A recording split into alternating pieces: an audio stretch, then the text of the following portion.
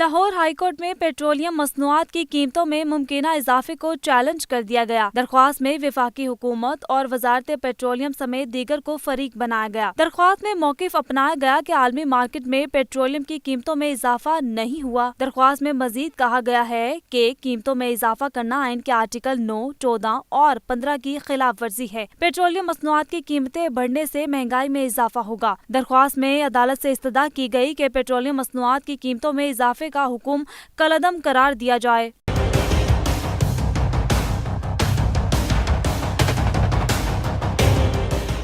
ECC ने petrol की कीमत में 9.35 रुपए, डीजल की कीमत में 4 रुपए, हाई स्पीड डीजल 4 रुपए 89 पैसे, लाइट डीजल 6 रुपए 40 पैसे, मिट्टी का तेल 7 रुपए 46 पैसे फी लीटर महंगा करने की मंजूरी दी। पेट्रोलियम मसनूआत की नई कीमतों का इतलाक 7 मई मंगल को काबीना इजलास में मंजूरी के बाद होगा। मंजूरी मिलने के बाद पेट्रोल की नई कीमत 108 रुपए फी लीटर होगी।